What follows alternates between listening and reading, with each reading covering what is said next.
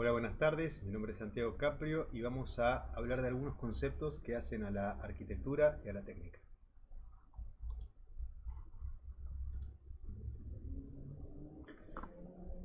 Es muy importante el profundo conocimiento tanto de una como de otra. La arquitectura y la técnica no van a poder encontrarse si no logramos entrar en la disciplina.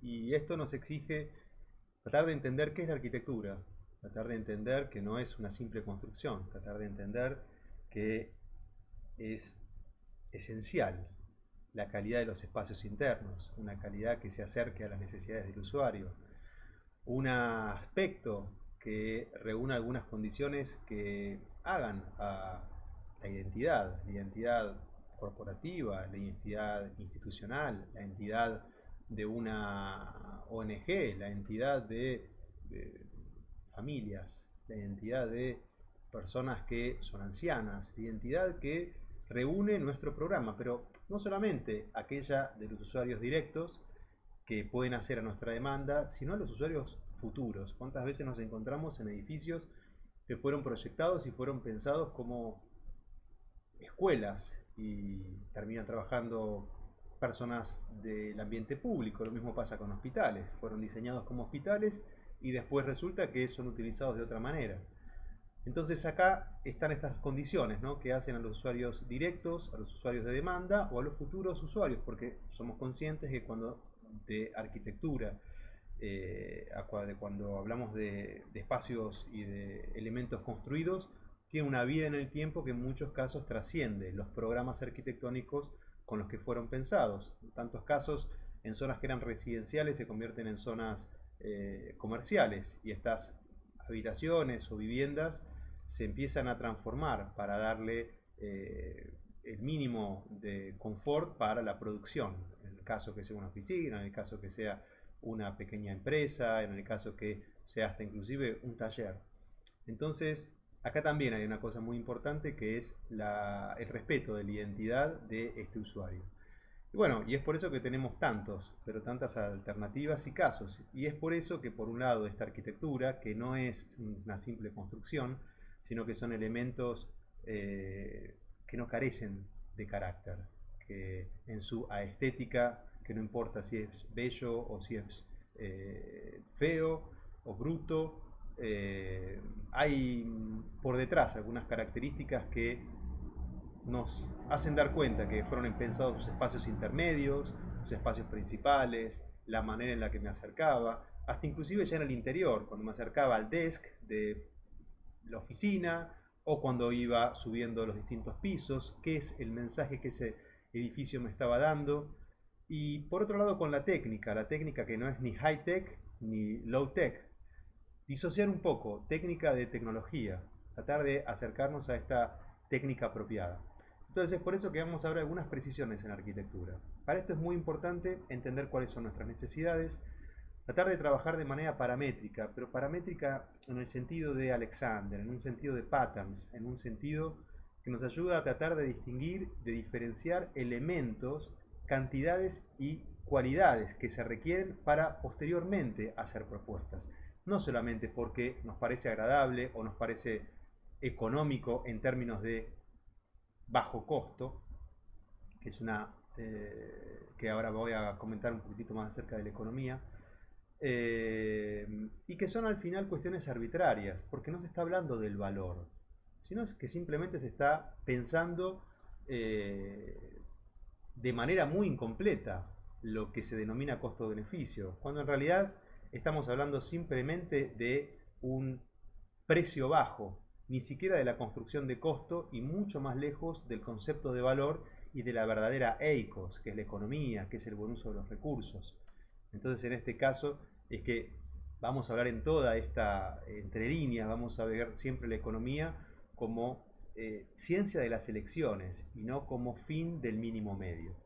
Es por eso que es importante ver las necesidades para tratar de analizar y de proponer y de sugerir con precisión tanto arquitectura como técnica, estos dos conceptos que estaba tratando de redefinir para ver en cuáles y en qué momentos se pueden encontrar. Y también es muy importante, así como la necesidad trabajar con el concepto de innovación. Para crear innovaciones, acá escribía en la placa, innovaciones significativas, necesitamos conocer a nuestro usuario y preocuparnos de la calidad de vida. Como comentaba, ¿no? En la calidad de estos espacios interiores, exteriores, de la relación que pueden llegar a tener, de las diferentes maneras de acercarnos a los diferentes lugares de trabajo, o los lugares sanitarios, o los lugares de recreación, o los lugares de contemplación. Lo mismo que pasa en los lugares comunes, lo mismo que sucede en lugares intermedios, en lugares de auditorio, que probablemente tengan otras utilidades y otras finalidades. Pero ¿qué pasa cuando nos encontramos con la técnica? ¿Qué pasa cuando estos lugares, en esta obra que les estoy compartiendo, en una ciudad de Italia, en Treviso, una obra en donde tratábamos de entender que, en primer lugar, las pieles no tenían que ser todas iguales, en segundo lugar, que el comportamiento térmico, con deltas muy diferenciados a lo largo del recorrido de los 12 meses, era muy alto, era algo así como unos 40 grados, el delta térmico en 12 meses, y probablemente en algunos días específicos teníamos deltas de 20 o 25 grados. Pero también es verdad que, así como hay climas que solamente tienen 2 estaciones, hay climas que tienen 3 estaciones, y hay climas que todavía tienen 4 estaciones, que no son todos. Es que había un comportamiento de esta doble piel en donde trataba de utilizar algunos conceptos de la física, pero aplicada. Entonces, para estas cuestiones es importante tener estos valores, pero tenerlos cuantificados, empezar a parametrizar. El concepto de la parametrización es un concepto clásico que comienza en algunos casos con la economía estadística, pero que se empieza a derramar a muchas otras faldas de la economía ya hace unos 35 o 40 años. Entonces hoy la tenemos mucho más portata di mano, mucho más cercana, en donde podemos empezar a generar diferentes alternativas y diferentes escenarios para testear diferentes alternativas de la técnica aplicada. Entonces aquí simplemente se utiliza un concepto en donde el comportamiento en verano y en invierno es alternativo en función de un espacio.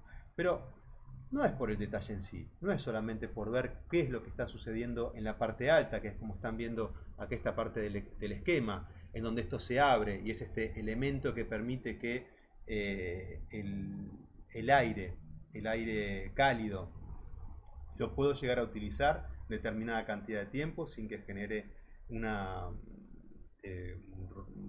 vapor, sin que se condense, sin que se convierta en pequeñas gotas de rocío, aislando verdaderamente esos elementos para que en esos momentos en donde hay mayor electricidad en términos de la física, ¿sí? De una transferencia mayor de electrones que sucede en todos los materiales, y que por este tema hay una secuencia y una cantidad de tiempo en el que este aire es útil y una cantidad de tiempo en el que este aire cálido no es útil.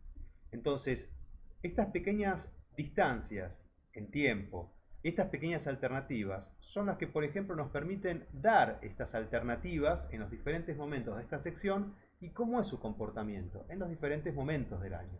Acá lo ven en un tercer esquema, en una tercera sección, aquí lo ven también qué es lo que sucede al pie, qué es lo que sucede también con esa altura y con ese elemento de fuelle para que justamente la velocidad del viento en algunas estaciones y especialmente por la posición que tiene este edificio no sea negativo y no genere corrientes que sean perjudiciales.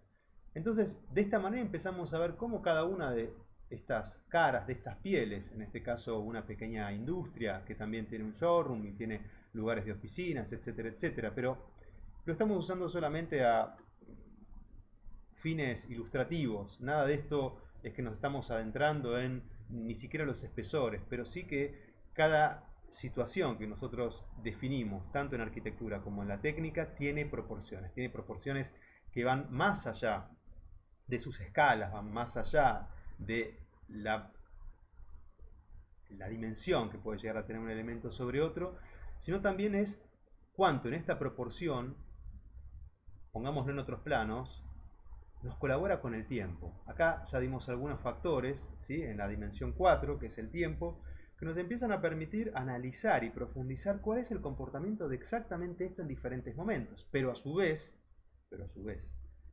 es en la línea temporal del elemento constructivo y del sistema constructivo. ¿A qué nos referimos? Nos referimos a la vida útil del material y la vida útil del sistema constructivo. ¿Por qué? Porque cada uno de ellos va a tener diferentes momentos en donde va a generar debilidades, una pieza del sistema va a generar debilidades y podría llegar a tener un comportamiento adverso para los fines que se busca. Entonces, para esto hay que tener bien clara la paleta de materiales, cuál es la composición del sistema constructivo, cuáles van a ser las solicitaciones térmicas, las solicitaciones estáticas, las solicitaciones de uso que va a tener y por supuesto el comportamiento de estos elementos. Léase, el silicio probablemente de los cristales se va a comportar de una manera estable, el anodizado o el tipo de cubierta o de protección que pueda llegar a tener el aluminio de una carpintería lo propio, va a tener una vida de un estándar realmente alto, pero probablemente algunos elementos de unión que puedan llegar a ser siliconas o que pueden llegar a permitir variaciones en sus materiales, tanto por expansiones como por contracciones, que tengan una vida útil diferente. ¿Por qué?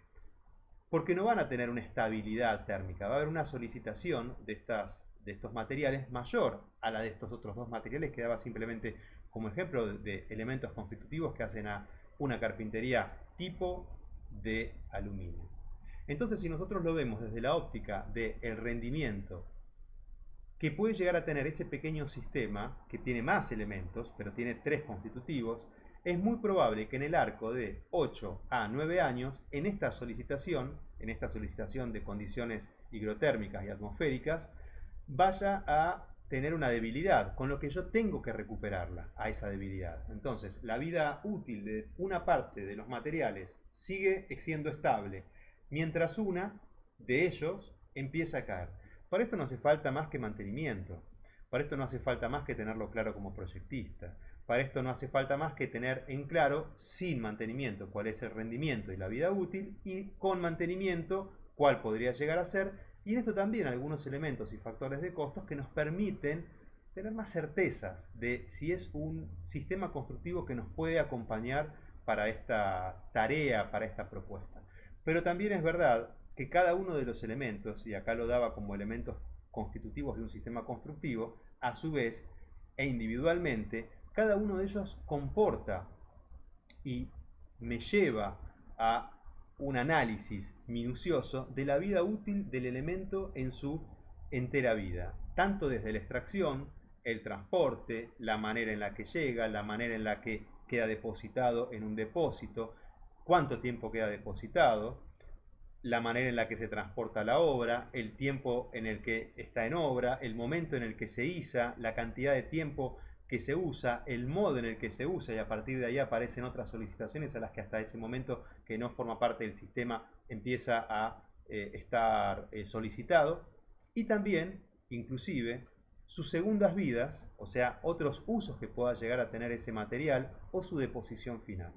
Entonces, tanto una lectura como otra de esta cuarta dimensión, que es el tiempo, del material, tanto individual como parte del elemento constitutivo del sistema constructivo, me permiten tener una noción todavía más amplia de cuánto estoy dañando al ambiente, tanto por la huella de carbono, del transporte, la manera de su extracción, la manera en la que se utiliza, la manera en la que se amortigua, como del sistema constructivo. El concepto de kilómetro cero, este material vino de tal lugar, este otro vino de este otro, este en cambio tiene una fabricación o un ensamblaje o una extracción regional, y cada una de estas comporta también una responsabilidad que hace al ambiente como así también a los daños secundarios. Entonces, este tipo de cosas empiezan a unir la manera en la que utilizo el material y la manera en la que puedo llegar a proyectarlo. Pero no es simple porque si no, tantos otros arquitectos y tantos otros, ¿cómo decirlo? Personas que se hayan dedicado de manera espontánea hasta inclusive eruditos en una disciplina, que puede llegar a ser la técnica, pudieran haber llegado a esta unión entre arquitectura y la técnica. Y tenemos que descreer también de aquello que leemos, también de aquello que hemos escuchado y de aquellas situaciones dogmáticas que se nos han en algunos casos presentado como algunos sistemas constructivos, como la manera en la que se puede montar, la manera en la que se puede ensamblar, la manera en la que se construye. Y de esa manera entender que no hay una única manera, no hay una receta de construir, hay muchas recetas, así como sucede en la gastronomía, que hay el mismo ingrediente o o la misma hortaliza en diferentes culturas se usa de maneras muy diferentes, o la misma en una cultura pero con sus diferentes procesos de preparado, de cocción, de precocción. Nos permiten ver también que en el arco de 500, 700 o 1500 años, también la historia de la técnica nos ha permitido ver diferentes alternativas y diferentes sorpresas. Y de repente nos encontramos con, no sé, estoy ahora en un edificio del año 1760, miro hacia abajo y veo que sus dogas, sus piezas de madera están en un estado noble, se las ve envejecidas, se nota esto por su color maduro, muy saturo de color, su fibra se la ve muy acortada, se la ve muy eh,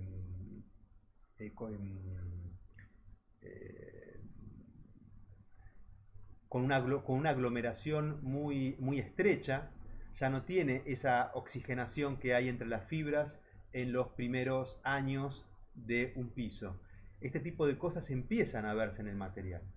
Pero a su vez, este piso en el que estoy mirando, de 1760, 80 o hasta 1800, empiezo a ver que está en un estado de decoro, en un estado sano, en un estado en el que se puede absolutamente al caminar entender la estabilidad.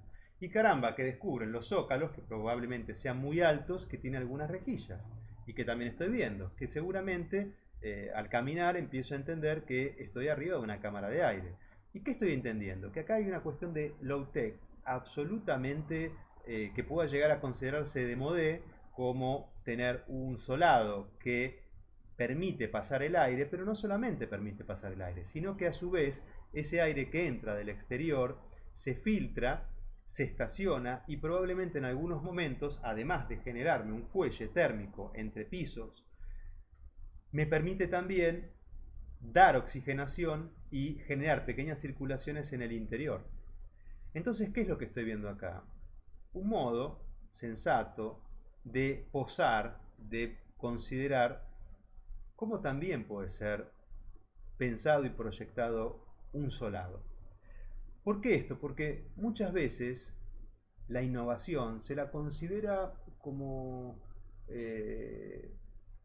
una condición que está estrecha e íntimamente ligada con las tecnologías. Pero esto es algo que ha sucedido a lo largo de la historia, no es un mal de estos últimos tiempos. Permanentemente se ha proyectado y se ha sugerido en algunos casos o se ha inducido a pensar que esta era la única manera. Por supuesto que hay movimientos vernaculares y hay un montón de alternativas que se ven en muchísimos periodos de la historia de la técnica, en donde las buenas prácticas no se pierden, donde estas sanas maneras de construir nos permiten sentar bases, y en algunos casos son estas reglas del arte. Entonces tenemos en una mano la innovación, en otra mano las ciencias aplicadas, en este caso estamos hablando indirectamente de la química y de la física, y también estamos hablando de un concepto muy importante que es la innovación. Aquí en esta frase que les estoy compartiendo, que escribía sobre esta importancia que tiene la precisión sobre la creatividad y la efectividad, hay dos conceptos, que es el de conocer y el de la calidad, que son netamente esenciales para este pasaje, para empezar a entender con mayor claridad la arquitectura, esta diferencia y esto que es superador de la construcción, y esta técnica que hace unos minutos les compartía. Y estas son conocer y calidad. Para conocer, la empatía, el involucrarse, el comprender, el analizar, el generar diagnósticos completos, de esta otra manera que les comentaba hace un ratito, y lo mismo con la calidad, con esta calidad en sentido amplio. Para esto es necesario maquetear, probar, generar prototipos, pero sobre todo verificar. Y esto que les comparto, esto que quería que lo pudieran leer entre líneas, también para que empezaran a meterse en la manera de cómo les estoy compartiendo este argumento, y es que para crear innovaciones significativas necesitamos conocer a nuestros usuarios y preocuparnos de su calidad de vida. Hace un instante estaba yo comentándoles la importancia que tienen los usuarios directos, los usuarios indirectos, pero también los usuarios futuros. ¿Y qué es importante para tratar de empezar a involucrarnos en este engranaje de este proceso? Un sector y un segmento que es neto para la inspiración, una parte que nace en algunos momentos de la inspiración, pero sobre todo del momento en el que con determinados datos cualitativos y cuantitativos me permito idear, y otro momento para la implementación. Pero empecemos por empatizar. Empecemos por esta manera en la que tratamos de vaciarnos inclusive de toda la técnica e inclusive de toda la capacidad que ya hemos adquirido. Van a ver y van a poder leer de personas que son maestros, no sabios, pero maestros. Que si hay una constante que tiene un maestro es que siente siempre que sabe lo insuficiente, que sabe poco.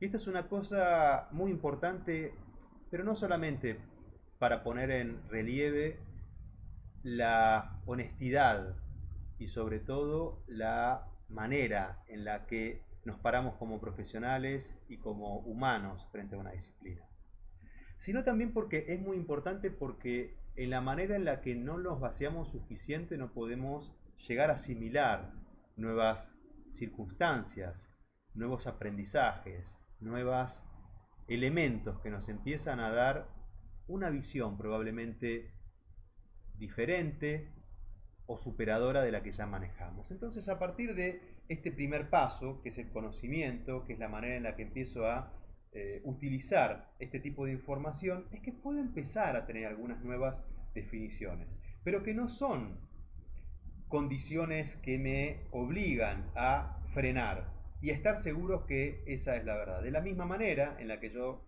les comentaba o les compartía que tenemos que ser sanamente cuestionadores de lo que leemos, de lo que vemos, de lo que inclusive nosotros mismos definimos, para volver a hacer, cuando sea necesario, pequeñas preguntas, o ver de eso por qué no está completo, o compartirlo con parte del equipo de proyecto. Entonces, a partir de acá, cuando esta parte de inspiración, donde empezamos a tener ya el concepto un poco más fuerte, empezamos a generar esta idea. A generar esta idea que probablemente necesita nuevas definiciones, porque la manera en la que yo necesito bajar a tierra, necesito bajar al lápiz, necesito bajar a mi objeto de estudio, que no sé, puede ser un edificio de 14 pisos, puede ser un hotel de 1400 metros, o pueden ser unidades habitacionales que tienen que resistir a determinadas clemencias. Este tipo de cosas necesitan hacer pequeños feedback para cada vez que esta idea empiece a ser más robusta. En la manera en la que yo tengo clara una o más ideas y algunas variantes, puedo llegar a esta etapa de implementar, en donde no hago otra cosa que generar prototipos y volver a seguramente las definiciones, a cambiar vectores de mi idea y probablemente a volver a tener cuáles son los indicadores que me permiten que estoy evaluando de una manera correcta, sensata, ajustada al programa arquitectónico que estoy trabajando, a el programa que probablemente por esa región o por esa zona o por ese comitente podría llegar a transformarse, y de esta manera empezar a tener claro cuál es la manera en la que esto tiene que implementarse. Muchos son los factores que influyen en nuestro equipo de trabajo y en nosotros mismos como diseñadores, como proyectistas, más allá de nuestra formación de base o de nuestra formación eh, multidisciplinaria. Y para eso hay algunas condiciones que son propias de las personas y son propias de los grupos de trabajo. Entonces, es muy importante la motivación. La motivación tiene y debe nacer de uno. La motivación debe nacer de estas cuestiones. La motivación puede ser alimentada por la curiosidad. Y con la curiosidad y antes que la innovación va a llegar esta necesidad. Porque la necesidad es la madre de la innovación. Es la necesidad la que me obliga a cambiar algo en mi proceso, no solamente a innovar. Probablemente en mi innovación yo decida que ya tengo cerrado como head de equipo, tengo cerrado cuál es el sistema constructivo, tengo estable variables de rendimientos, tengo también mis diferentes alternativas de diagramas de flujos, diagramas de Gantt, diagramas de cash flow, etcétera, y lo doy por hecho. Ya sé que este va a ser el elemento de análisis. Pero decido tomar a alguien del equipo y le pido que una de estas, que analice cuántos son los elementos que yo estoy utilizando para esta construcción, y a su vez quiero que me defina cuánto pesa el edificio. ¿Cuál es el peso real del edificio? Y esta motivación, por ejemplo, se convierte en 2 salarios de esa persona. 2 salarios. ¿Por qué? Porque más allá de lo simbólico que pueda representar esto, a mí me va a llegar a esta información de cuáles son, con el objetivo, ¿sí?, de esto que va a llegar a ser este pequeño premio, de cuál es este objetivo. Quiero reducir el 7% de mi peso propio y también quiero reducir un 10% de los elementos que tengo. Tanto una como otra me van a llevar a una definición mucho más clara, a una manera de utilizar mejor los elementos, a una manera que hasta inclusive va a retroalimentarse con algunos factores que van a influir inclusive en la estética, que van a influir inclusive en los elementos que van a invitarme, o probablemente en los mismos elementos cambie solamente algunos agregados, que pueden llegar a ser los áridos, que puede llegar a ser algún aditivo, que pueden llegar a ser los agregados finos. Entonces, ¿cuáles son estas características? ¿Y esto qué me va a permitir? Que mi edificio pese menos. Y si pesa menos este edificio, su estructura va a ser más económica. Y si su estructura es más económica, no solamente yo ya tengo pago este pequeño premio, tengo inclusive en mi know-how del proceso, estoy generando una nueva influencia que permite ni más ni menos que una innovación. Y esta innovación, a su vez, se está dando en el proceso de la producción de la idea. Entonces, muchos de los factores de la motivación no son simplemente factores estéticos, factores tecnológicos, factores de high-tech, factores de elementos vernaculares que tratan de integrarse. Son N, son muchos, son variados y van cambiando de proyecto a proyecto. Entonces, estos temas también alimentan y estimulan la creatividad. Pero esto también es muy importante uno conocerse, también para autodefinirse y para saber qué cosa uno puede cambiar dentro de los equipos de gestión, de producción de ideas. Es muy importante también el ambiente. Cada uno de nosotros se conoce, la manera en la que nos relacionamos con nuestros equipos. Yo necesito primero, por ejemplo, así les comparto, trabajar solo. Necesito tocar el problema con las manos. No necesito ir primero al lugar. Primero necesito información. ¿Por qué? Porque después yo puedo realmente vaciarme de todo eso que yo conocía. Y trato en el lugar de tratarme de impregnar de el genius loci, de este espíritu del lugar. Ahí pueden leer mucho a algunos de los primeros romanos, al bueno de Norbert Schulz y algunos otros autores que han trabajado con este concepto. Pero tampoco eso me va a condicionar. Entonces, yo puedo hacerlo. Probablemente tiempo atrás no lo podía hacer. Primero tenía que ir al lugar, tenía que ver, tenía que... Pero no me va a anclar, ni saber inclusive cuál es la normativa del lugar.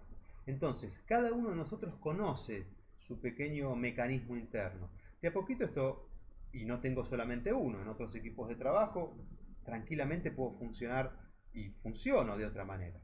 Entonces, cada uno de nosotros tiene que conocer no solamente el ambiente en el que produce mejor, en mi caso es de silencio absoluto, o también puedo en un medio de transporte público con mucho ruido abstraerme totalmente. Pero probablemente en mi caso, pero para compartirles y para que alguno de ustedes pueda hacer una pequeña apuntecito, ¿no? En su Book Survivor, en su manera de tratar de saber, de autodefinirse cómo esto es que funciona. A mí, por ejemplo, no funciona en los lugares en donde hay una televisión. Hace muchos años decidí dejar de mirar televisión. Y sin querer, aunque esté atrás, escucho. Y escucho las noticias, escucho a las personas, escucho. No me puedo abstraer. Cada uno de ustedes conoce cuáles son sus puntos débiles. Por supuesto que esto no tiene que condicionarnos. Esto tiene que hacernos más fuertes. Tiene que ayudar a conocernos y decidir en ese momento y en ese espacio y en ese ambiente cuál es el paso que yo puedo dar. Yo trabajo mucho con listas y con checklists. Me los ordeno, me los desordeno, los vuelvo a leer. Cada uno de nosotros tiene y maneja algunas técnicas, pero hay algunas técnicas más creativas que otras. Y sobre todo en la manera de tratar de entender cuál es la manera en la que funcionamos, también nos ayuda a conocer indirectamente y leer entre líneas las maneras en las que otros funcionan. Porque esto no es una cuestión de información, esto no es una cuestión de datos, esto es una cuestión netamente empírica, pero no empírica de ensayo y error. Hay un mecanismo implícito o, en el caso que se lo estoy proporcionando, explícito, una manera en la que el conocimiento cada vez es más maduro. Entonces, es muy importante, como hablábamos, conocer y comprender. Esto es netamente esencial porque vamos a tener factores cuantitativos y factores cualitativos. Aquí están viendo cuestiones simples y sensatas que nos ayudan a comprender, pero antes tenemos que conocer. Y acá siempre va a haber un juego de retroalimentación. Esto lo podemos hacer con un material, con un sistema. Lo podemos llegar a hacer, por ejemplo, hay personas que no conocen de carpinterías, viene un vendedor de una agencia de carpinterías y le propone tal cosa y le dice tal otra. Y claro, como esta persona no sabía, termina comprando una determinada prestación. Claro, pero esa persona no es el fabricante del aluminio. Probablemente ni siquiera conoce su comportamiento fino. Pero qué bueno es saber de un listado y de un buen eh,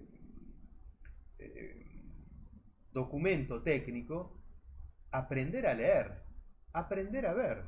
Así como cuando agarra la radiografía una persona que no conoce, sabe lo que es hueso de lo que no lo es, una persona que es experta enseguida detecta dónde hay una porosidad, dónde hay un ligamento. Lo mismo nos pasa a nosotros como expertos en la técnica.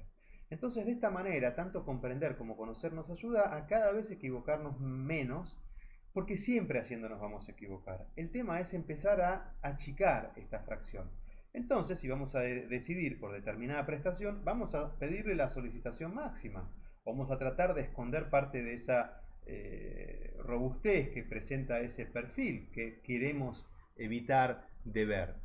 Entonces son muchas las características. Si bien acá están viendo un tema que hace a edades, capacidades, preocupaciones, necesidades, y nunca vamos a hacer una pregunta de qué necesitas, qué problema tenés, qué preocupación tenés, qué necesidad. Entre líneas vamos a tener que entender este tipo de cosas. ¿Por qué? Porque es muy importante tratar de entender y hacer una verdadera empatía. Acá también les comparto, y esto es casi una cita, una traducción de una cita, que si a Henry Ford le hubieran preguntado qué necesitaban, si él le hubiera preguntado a sus clientes qué necesitaban, hubieran dicho un caballo más rápido. Y nos hubiéramos privado de uno de los mejores elementos que se ha convertido en un vehículo. Entonces, ¿qué es esta empatía? ¿Qué es esta cuestión de ponernos en el lugar del otro? En el lugar del otro como persona o del otro como agua. Yo soy agua, tengo mucho viento, bueno, pero estoy tratando de entrar, hace muchas horas que estoy tratando de entrar, hay un viento que me está realmente ayudando, pero no estoy en una planta baja, estoy a 37 metros de altura, estoy con una... Entonces, esta empatía que podemos llegar a tener desde un punto de vista, desde experiencias, desde inquietudes, desde contextos, también podemos llegar a hacer este roleplay en qué pasaría si yo fuera N. En este caso hablaba de hielo, en este caso hablaba de nieve. Es muy diferente el comportamiento a bajas temperaturas. El hielo es muy, pero muy diferente a la nieve. En algunos casos la nieve es un gran protector, es un gran protector, pero no así el hielo.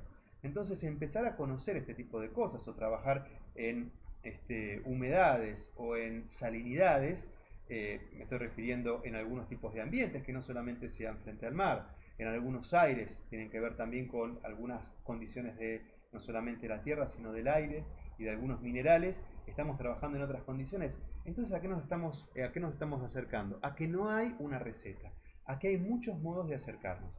Y acá les estoy acercando cuestiones de herramientas, cuestiones de elementos que nos ayudan a tratar de entender cómo es el SWOT, características que nos permiten entender si el sistema constructivo nos lo permite o no, simulaciones de experiencias, mapas de experiencias, POEMS, que es People, Object, Environment as Message and Service, la etnografía, que sea a través de esta ciencia que estudia y describe los pueblos, a través de entrevistas, cuestiones cualitativas que pueden llegar a ser de datos empíricos que se toman de pruebas a determinada cantidad y partes y segmentos de la población que pueden llegar a ser leer, documentarse o solicitarlas, o así a través de entrevistas de usuarios,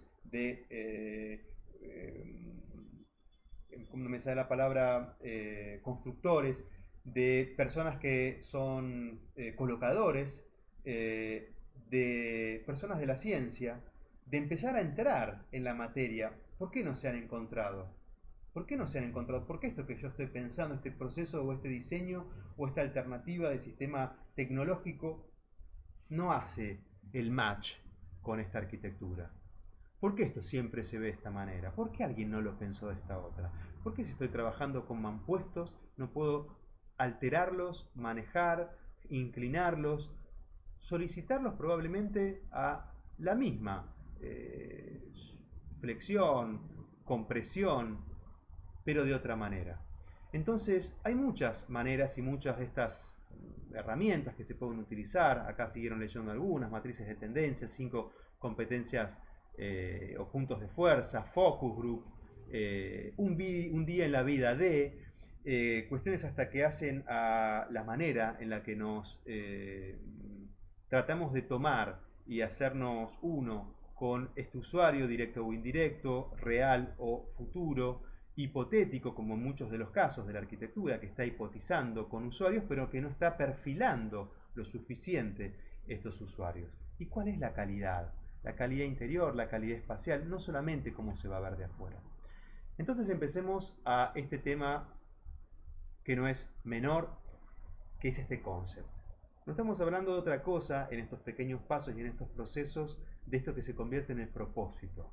En este propósito que tiene que tener mi obra, en este propósito que tiene que tener este elemento que quiero brindar, y quizás, si considera la suficiente madurez y el carácter necesario, vaya a tener el temple de arquitectura y no quedar en el intento de una simple construcción, aunque se vea muy bonita. Entonces este concepto es esencial. Es esencial porque cuando el proceso carece de estas variables, probablemente va a estar disfrazado, va a estar maquillado, pero si uno rasca un poco, va a tener sabor a poco. Entonces es muy importante que el concepto esté claro y que pueda permitir guiar no solamente los valores estéticos, sino sobre todo cuál es el espíritu de este lugar y cuáles son las funciones directas o indirectas que tiene que cubrir. Y por supuesto, analizar todas sus variables que puedan llegar a tener su representación física, su representación matérica, su expresión.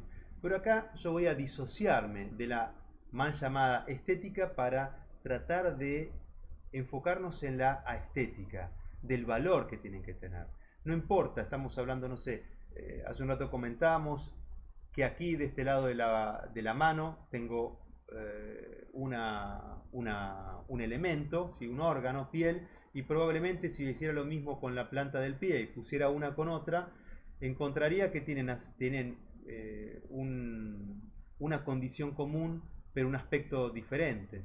Entonces probablemente en el día -1 que esto saliera a la superficie, o en el día 7000, ya empezaban a tener otra condición.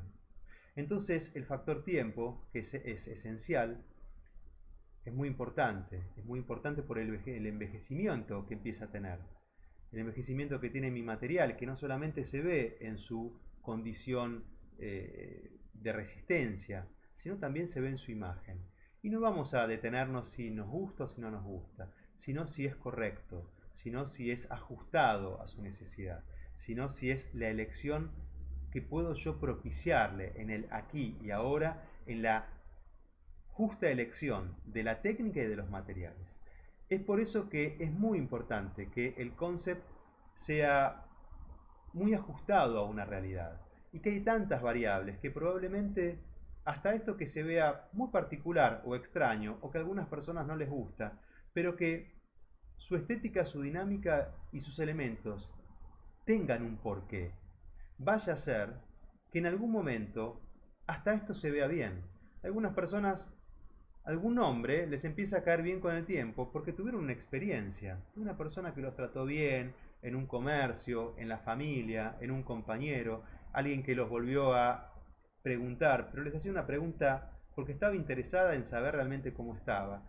Y parece que no, pero este nombre con el tiempo nos empezó a sonar distinto. Esto muchas veces también nos pasa, no estoy hablando ni más ni menos que un pequeño aspecto de la manera en la que estamos cableados, ¿no? Aspectos que hace ya unos años se estudian las neurociencias, y de que probablemente esa disposición de materiales que se vea mal, probablemente en algún momento produzca y reproduzca en la memoria de esa persona que lo ha utilizado, cuando vuelve a encontrarse con un detalle de esa naturaleza, con algo diferente, aquella primera expresión de decir, no me gusta o me es indiferente. Entonces no tenemos que tener miedo a si se ve bien o si se ve mal. Entonces, bueno, hay algunos elementos que son indispensables. En algunos casos se la llama idea rectora, yo trato de alejarme de esto, también trato de alejarme del concepto, justamente porque no lo esposo, no lo comparto, porque muchas veces lo he escuchado detrás de hablar de una idea como si fuera idea rectora. Entonces por eso me trato de correr a este concept, para tratar de vaciarlo. No quiere decir que no tenga puntos favorables de idea rectora, pero el concept tiene como una retroalimentación que me ayuda a empezar el proceso de decisiones, de elecciones y de testeos de cuál es la técnica y la tecnología apropiada para esa arquitectura, que no me lo da muchas veces una idea rectora. Y de el mismo modo, muchas veces cuando se escucha hablar de el partido, muchas veces he escuchado, no, es una cinta, no, es esta envolvente, no, es esto que baja y que abraza. Y yo creo que la arquitectura está para mucho más que para gestos. Es por eso que me estoy tratando de detener en tantos de estos puntos que hacen a las variables que un concept no sea una forma y que después uno tenga que traducir y cómo lo voy a construir, sino que una cosa permita que la otra nazca.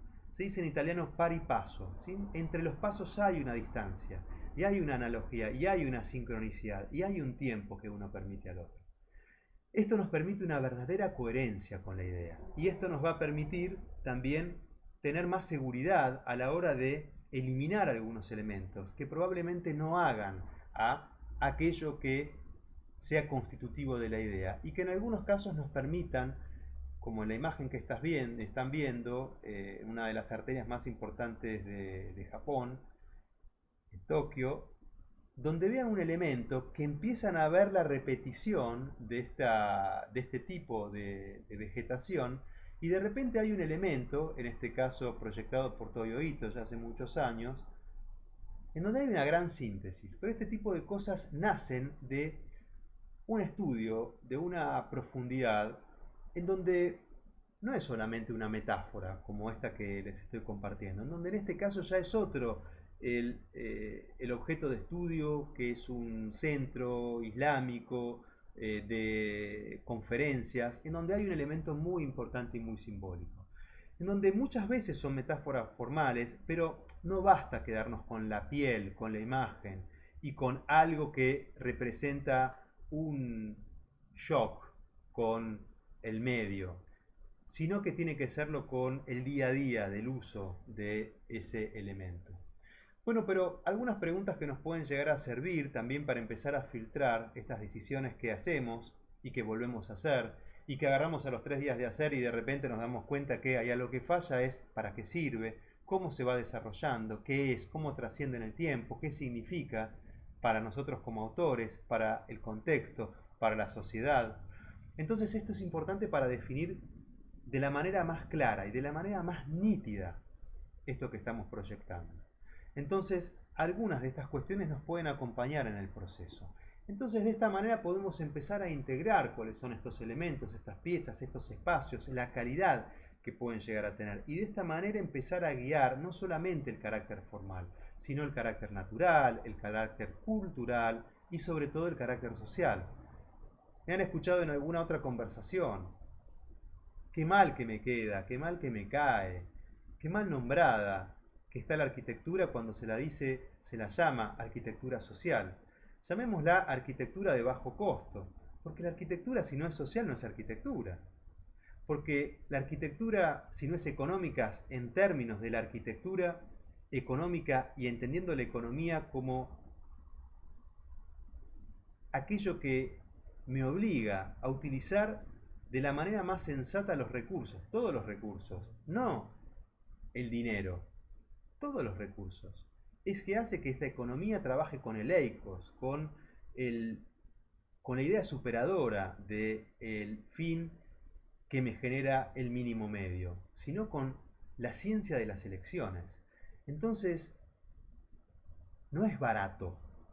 Entonces, no es una arquitectura que tiene que ser mal llamada económica. A lo sumo será una arquitectura de bajo costo. Perfecto, perfecto, pero no puede por eso ser no habitable. Una medida que debemos tener es, ¿yo iría a vivir ahí? Si no, llamémosla construcciones posibles para una economía frágil, pero no la llamemos arquitectura social. Porque si la arquitectura deja de ser social, si la arquitectura deja de pensar en los contextos naturales, culturales y sociales, ya no es arquitectura, tenemos que llamarla simple construcción. Entonces debemos entender cuáles son las necesidades básicas, tenemos que entender cuáles son los momentos sociales que estamos viviendo, pero no podemos pensar en aquello que estos edificios van a enfrentar en el futuro, como nos pasa hoy a nosotros con edificios que seguramente están hace mucho tiempo. Entonces, ¿cuál es la manera en la que tratamos de conceptualizar y que de nuestro concept sea lo más robusto, lo más estable? Y también tratar de decidir cuáles son los assets y los fragmentos con los que vamos a trabajar, porque probablemente no encontremos la bala de plata que resuelva todos los problemas. Entonces, de esa manera es que nosotros podemos ir ya llevando este espacio de calidad a una arquitectura que nos permita también pensar en una nueva estética. Muchos son los proyectos, muchas son las ideas, muchos son los lenguajes y no podemos juzgar con el diario del lunes. Tenemos que así también ser por eso sensatos, como responsables o como partes de un proceso. Porque muchas son las condiciones adversas o favorables que se tienen en los procesos y muchas veces se juzga a la arquitectura o a las construcciones, pero con una vara completamente distinta. Entonces, si uno va a trabajar simplemente para aquello que tiene que agradar y pasar algunas críticas, probablemente yo no sea tan razonable y tan estrechamente responsable con aquello que me motiva y me obliga a tomar sanas decisiones de cuáles son los elementos, cuáles son las técnicas, cuáles son las tecnologías apropiadas y cuál es esta arquitectura que yo tengo que generar. De alguna manera tratar de ver los problemas de una manera integrada.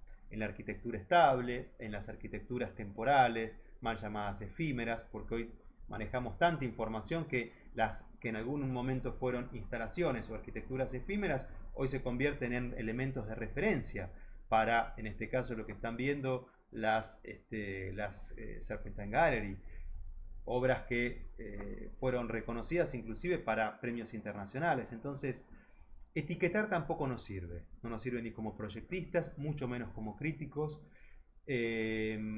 Y esto también nos hace más razonables, nos ayuda a tomar mejores decisiones, el hecho de no etiquetar la arquitectura brutalista, la arquitectura efímera, la arquitectura social, etcétera, etcétera.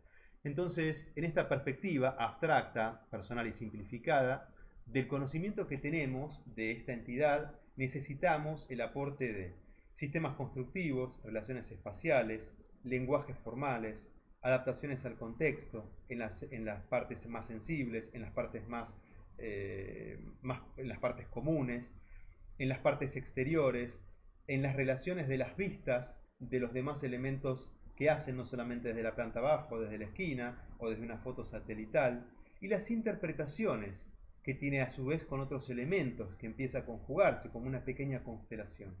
Entonces esta gestación y esta inspiración nace y es la que me va a permitir llegar a un concepto. Entonces, si hay algo común a esta toma de decisiones es la gestación, la inspiración, pero sobre todo el concepto. Este no choro duro, este elemento en donde nosotros vamos a tener que estar lo más fuertes, lo más estables. Para esto vamos a necesitar permanentemente mutar y cambiar y hacer alternativas de nuestros programas de necesidades reales, futuras, directas, de mínima, de máxima. ¿Qué pasaría si este edificio fuera N? Esto es lo que va a hacer que sobrevivan, que vivan mejor, que tenga más sentido haber estudiado el sistema constructivo, porque si no simplemente construía a un precio bajo y después me desentiendo. Entonces, ¿cuáles son las condiciones culturales? ¿Cuáles son las condiciones ambientales? ¿Cómo este elemento podría llegar a cambiar este pequeño vector de una manera, ¿sí? De una manera de pensar? Y de esta manera, no solamente nuestra inspiración, sino sobre todo embellecer. Embellecer en este término filosófico de la belleza, de la estética, mejorar, dejar las cosas mejor de cómo estuvieran en ese contexto, en ese espacio público. Y de esta manera probablemente genere nuevas relaciones, vamos a seguramente eliminar algunas situaciones superfluas, podemos llegar a generar nuevas funciones o refuncionalizar áreas, seguramente muchas zonas, y esto nos va a dar una síntesis. Entonces, muchas de estas situaciones nos van a permitir a nosotros acercarnos a cuál es nuestra manera de construir. Una puede ser, y acá les dejo un pequeño bonus, una puede ser hacer todo este proceso que les estoy contando, que tratamos de generar ciertas empatías, de generar cierta ideación, de tratar de trabajar con una manera estable en la que nuestro prototipo y estas retroalimentaciones, tratar de llegar a una buena gestación superadora por inspiraciones N, generar diferentes escenarios y a partir de ahí el concept. Una vez que tengo el concept, elegir cuál es mi paleta de materiales, elegir estos materiales, cuál es el sistema adecuado en su estabilidad y en su identidad mayor, cómo esta estructura tiene que relacionarse, cómo esta estructura tiene que, así como uno ve en las articulaciones y en muchos mamíferos o en muchos invertebrados, la importancia que tiene los elementos basilares, fundacionales, estructurales y cómo los otros elementos empiezan a componerse. Entonces de esta manera yo voy a tener cuáles son mis elementos de prioridad y cuáles son mis elementos secundarios y esta manera me va a permitir saber dónde estoy trabajando con superfluos y cuándo estoy trabajando con elementos que yo probablemente tenga que generar una identidad mayor o no estoy haciendo visible a lo que realmente tiene un protagonismo o que puedo llegar a solicitarlo de una manera especial o puedo llegar a generar diferentes alternativas en sus estructuras y una vez que tengo esa paleta de materiales, esos sistemas constructivos, empezar a trabajar con las líneas temporales de los sistemas constructivos en primer lugar, de cuáles son los elementos en donde me van a permitir una vida útil razonable según el programa que tengo y una vez que tengo esto, saber cuáles son esos elementos constitutivos, materiales, léase, que van a ser mi paleta de materiales. A partir de ahí, hacer un pequeño análisis también de la vida útil, de toda la vida desde la extracción hasta la deposición final, para también ahí darme cuenta cuál es el impacto directo o indirecto que puedo hacer en todos estos factores que les nombraba, desde el ambiente, desde la huella de carbono, desde la huella del agua, de la cantidad de agua que voy a necesitar en todo el proceso, en transporte, etcétera, etcétera. Y esto es lo que me va a dar una nueva estética. A partir de ahí, probar alternativas, darme espacio para que esto empiece a catalizarse, ¿sí? Como un pequeño, no solamente desde los aspectos físicos y químicos, no solamente de los aspectos técnicos, sino también desde aquellos aspectos formales que hacen a la configuración del espacio. Y a partir de ahí, empezar a trabajar con estos elementos para darme cuenta ya con mucha claridad cuáles son mis elementos principales, secundarios, donde empieza a haber algunos elementos que empiezan a acercarse, que se ponen en segundo plano, que me dan una seguridad porque me dan cierta repetición, y todo esto se está dando a través de una gestación, de una inspiración y sobre todo de un concepto claro que me permite unir la técnica y la arquitectura.